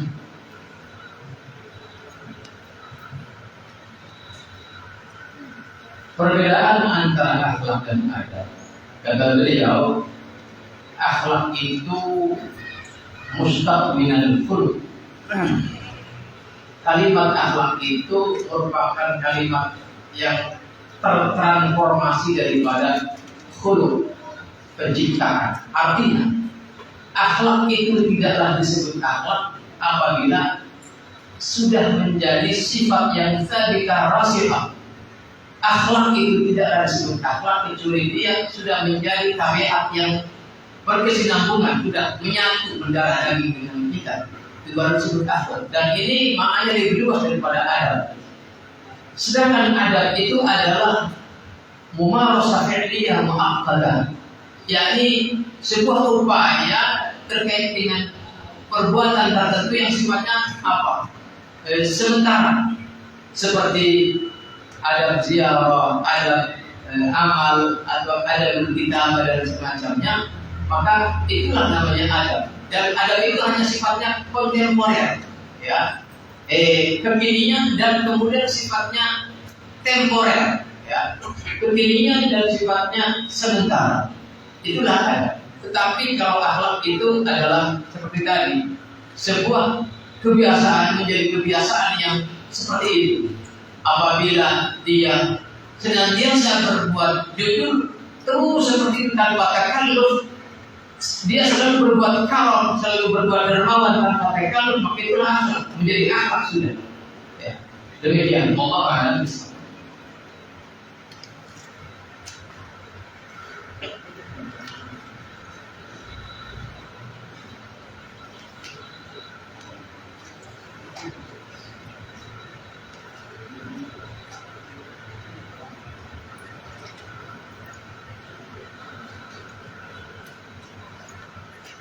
السائل يسأل ماذا نعمل كي يكون رزق آبائنا متوفر وأي عمل يفتح لأبواب الرزق. يقول الله سبحانه وتعالى موجها نبيه صلى الله عليه وسلم: وأمر أهلك بالصلاة واصطبر عليها لا نسألك رزقا نحن نرزقك والعاقبة للتقوى. هذه الآية فيها توجيه قرآني عظيم جدا، وهو أن المسلم عليه أن يجعل همه كيف يوجه نفسه وأهل بيته إلى تقوى الله تعالى، وأول أبواب التقوى هو الصلاة. فإذا اجتهد في هذا فإن الله تعالى يتولى عنه ما يهمه من أمور رزقه. وما من دابة في الأرض إلا على الله رزقها ويعلم مستقرها ومستودعها في كتاب مبين. وفي السماء رزقكم وما توعدون فورب السماء والأرض إنه لحق مثل ما أنكم تنطقون. فالله سبحانه وتعالى ضمن لعباده الرزق وأمرهم بالعبادة، وذلك قال الله سبحانه وتعالى: وما خلقت الجن والإنس إلا ليعبدون. وقال النبي صلى الله عليه وسلم: لو أنكم تتوكلون على الله حق توكله لرزقكم كما يرزق الطير تغدو خماصا وتروح بطانا. الطيور التي تخرج في الصباح متوكلة على الله، وتأملوا كيف الخروج في الفجر في الصباح. وهذا أمر آخر ينبغي أن يلحظ، وهو أنك تؤدي العبادة كما ينبغي ثم تنطلق في طلب الرزق الحلال، والله سبحانه مستعينا بالله ومعتمدا عليه ومتوكلا عليه ومتخذا للأسباب. فإذا قضيت الصلاة فانتشروا في الأرض وابتغوا من فضل الله. فبعد أن تقضي الصلاة حينئذ تنتشر في الأرض وتذهب وتبتغي من فضل الله، وفضل الله واسع. فأول شيء أن تحقق تؤدي الواجب الذي عليك وتسأل الله تعالى من واسع فضله. والله سبحانه وتعالى غفور رحيم واسع، رحمته واسعة وخزائنه ملأى لا تغيضها النفقة. فأول شيء وصيتين وردت فيهما في هذه الآية: وأمر أهلك بالصلاة واصطبر عليها. أمور أهلك بالصلاة واصطبر عليها. لاحظ كلمة اصطبر عليها. وهذا الاشتقاق أو هذه الصياغة ما وردت في القرآن إلا في 3 مواضع. اصطبر، الاصطبار هو منتهى بذل الجهد والغاية في طلب الصبر، وهذا ورد في هذا الموضع لأن أحوج ما تكون إليه دعوة أهل البيت إلى الصلاة وحملهم عليها وتربيتهم عليها يحتاج إلى درجة عالية من الصبر. إذا فعلت هذا فإن أمر الرزق الله سبحانه وتعالى يكفله لك ويضمنه لك، ولكن اسعى في طلبه. فإذا قضيت الصلاة فانتشروا في الأرض. إذن أداء حق الله أولا، ثم السعي في طلب الرزق وطلب الرزق الحلال، والله سبحانه وتعالى يفتح لك. نعم.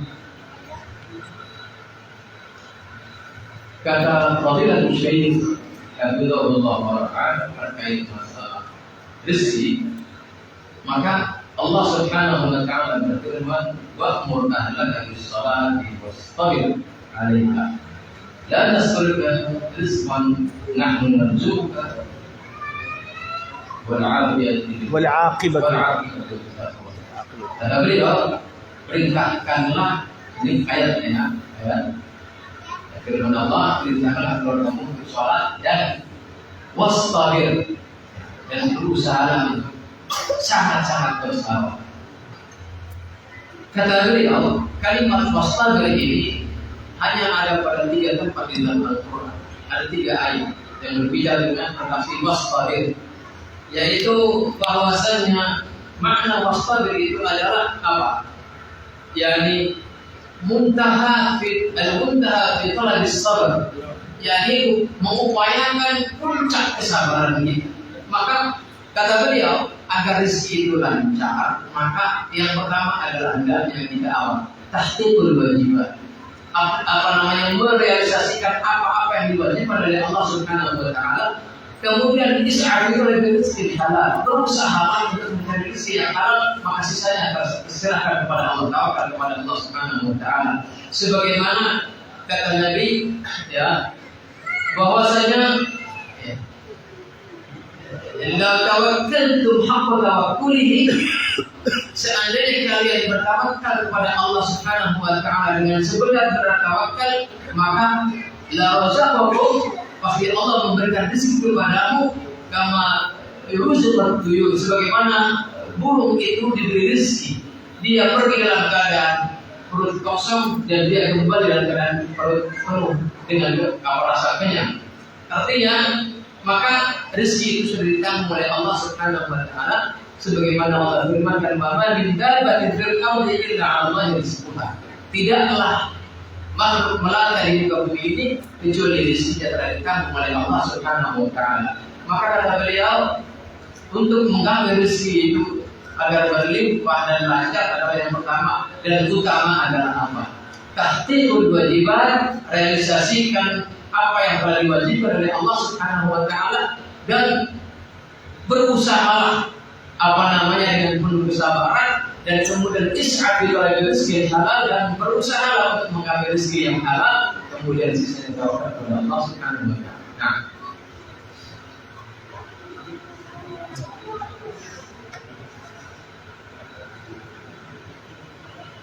hal yajuzu, bolehkah sholat ba'diyah isya 4 rakaat? Hal yajuzu sholat ba'diyah al-isya 4 rakaat?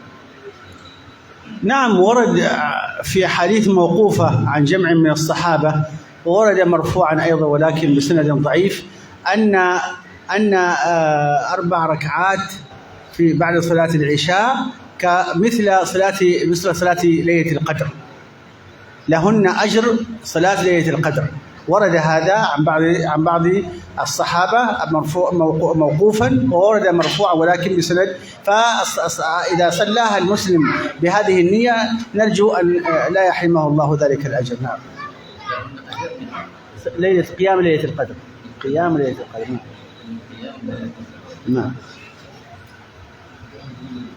Kata beliau terkait sholat ba'diyah isya, memang ada satu asar, ada satu riwayat yang mauqufah wa marfu'ah, secara mauquf ya, dan secara marfu' bahwasanya barang siapa yang mengerjakan qiyamul awal sholat ba'diyah isya 4 rakaat itu, maka baginya bagaikan pahala dia Lailatul Qadar. Nah, ya, ada riwayat seperti itu. Maka barang siapa yang mengerjakan ba'diyah isya 4 rakaat dengan niat seperti itu, maka beliau bilang, narju, saya berharap kepada Allah agar dia mendapatkan apa yang dia inginkan. Allahu a'lam bishawab.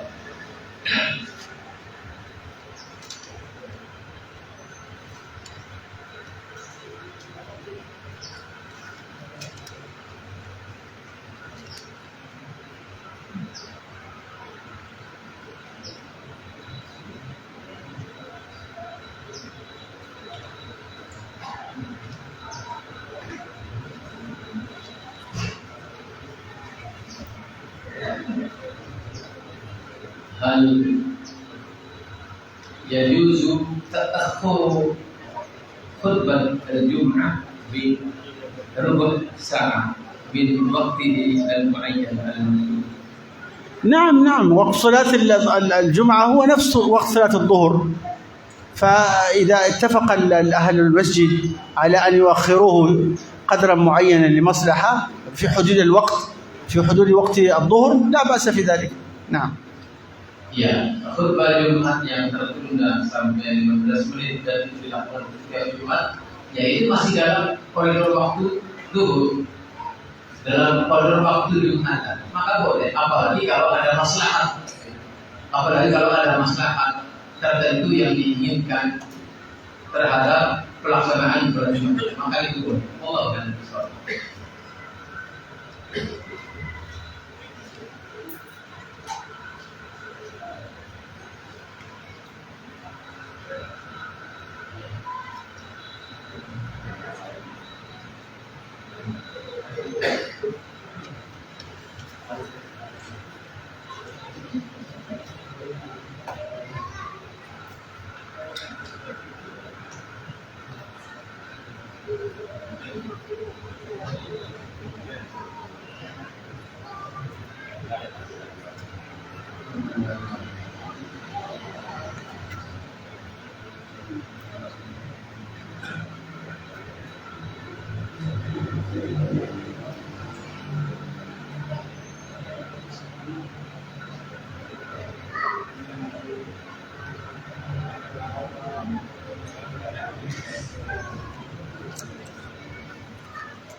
السائل يقول: أولا، هل يجوز سب الدهر؟ ثانيا، أي دعاء أدعو به في الصلاة؟ سب الدهر لا يجوز، بل ورد النهي عنه صريحا من النبي صلى الله عليه وسلم في الحديث القدسي، يقول الله تعالى: يؤذيني ابن آدم يسب الدهر وأنا الدهر أقلب الليل والنهار.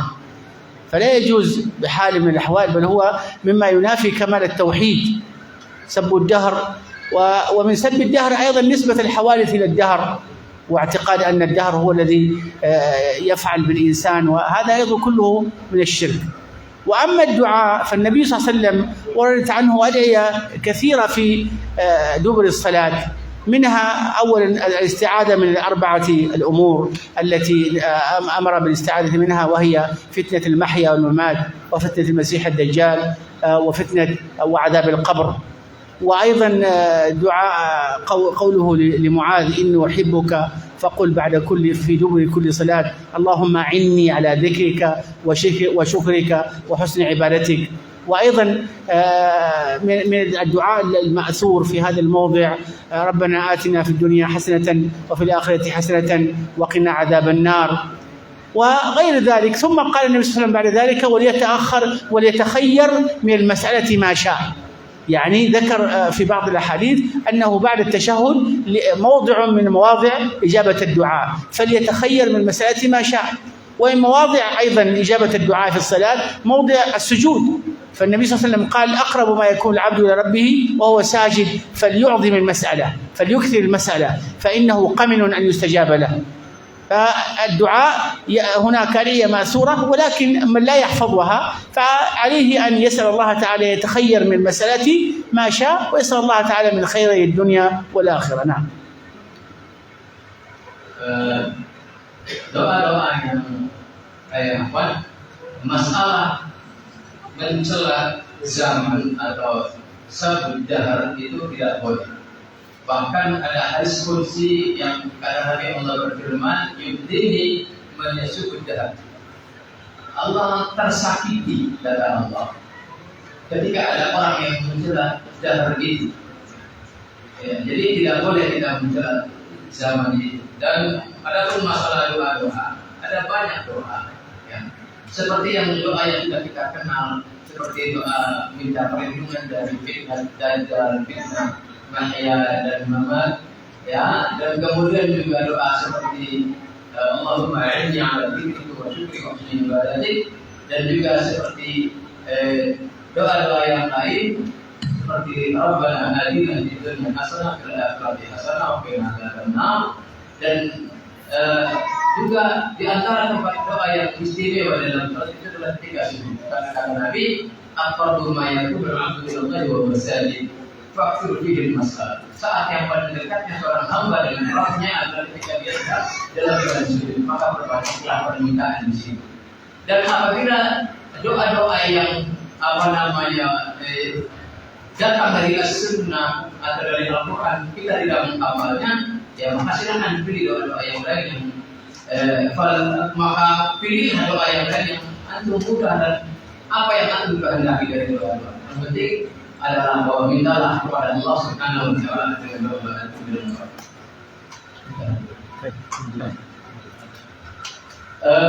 Telah selesai waktu yang sebentar tepat. Ada sebagian soal yang tidak dibacakan, ada beberapa alasan. Satu, karena waktu sempit. Dan kedua, tulisannya nggak kebaca. Iya. Saya sulit membacanya karena ini kayak resep tulisannya. Ini harus dokter yang baca. Jadi mohon maaf atas pertanyaan yang tidak sempat saya bacakan. Tapi insya Allah Syekh akan datang kembali waktu yang entah kapan, semoga Allah mudahkan. Tapi beliau sudah ada kalimat dengan saya bahwasanya insya Allah akan diadakan. Demikian, terima kasih. Dan anak pribadi setelah mohon ampun kepada Allah atas kesalahan di dalam diterjemahkan, kemudian yang tidak kepada Syekh ada tafsir terjemah.